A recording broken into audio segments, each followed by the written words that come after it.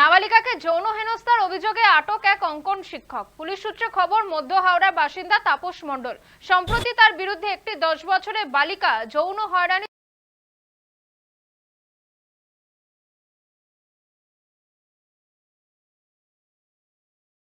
মাস জেলও খেটেছিল। তারপরও জেল থেকে ছাড়া পেয়ে ফের শিশুদের আঁকা শেখানোর কাজ শুরু করেন।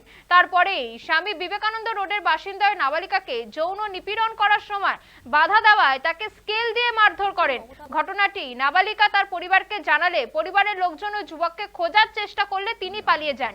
এদিন ফের নিজের আঁকার স্কুল খুলে পোস্টার লাগাবার সময় তাকে এলাকার লোকজন ধরে থানায় খবর দেন। হাওড়া থানার পুলিশ আধিকারিকরা ঘটনাস্থলে গিয়ে তাকে উদ্ধার করে আটক করে।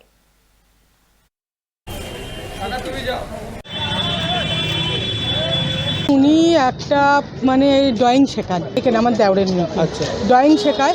ড্রয়িং শেখাতে ও এই কিছুদিন আগে একটা ছাত্রমিলনী ক্লাব আছে ওখানে একবার ওরকম করেছিলেন। ওরকম করতে উনি জেল খাটলেন।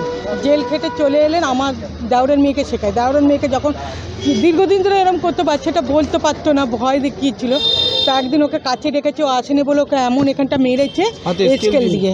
হ্যাঁ, মারতে ও আমরা কী করলাম, ওর বাবা আসতে ছাড়িয়ে দিয়েছি। একদিন ওনাকে আমি আমাদের ওখানে সিদ্ধেশ্বরী মন্দির আছে, ওখানে আমি ডাকলাম, দাদা আপনার সাথে একটু দরকার আছে, আসুন। ও তো বুঝতে পেরেছে, আসেনি। আজকে দেখছি আবার ব্যানার টাঙাতে এসছে। ওই জন্য ধরে আমি বললাম, এ তো প্রত্যেকটা মেয়েরই এরকম ক্ষতি করবে বাচ্চা। আমরা চাইছি ও কোনোদিন নাম বেরোতে পারে। আমার বাড়িতে 2.5 বছর ধরে আঁকা শেখাতো। আমি খুব ভালোবাসতাম, খুব যথেষ্ট রেসপেক্ট করতাম। 2023 সালে নভেম্বর মাসে হঠাৎ ছাত্রমিলনী ক্লাবে একটা 6 বছরের বাচ্চাকে শ্লীলতাহানি কেসে জেলে ঢুকলো। 3 মাস পরে বেল পেলো। বেল পেয়ে বেরিয়ে আমাকে ফোন করে বলছে যে আমি একটা অন্য জায়গায় ছিলাম। আমি খবর পেয়েছি, জানি জেলে আছে। ঠিক আছে, আপনি যেখানে ছিলেন ঠিক আছে, হ্যাঁ আপনি ড্রয়িং শেখাবেন, ঠিক আছে আসবেন। February March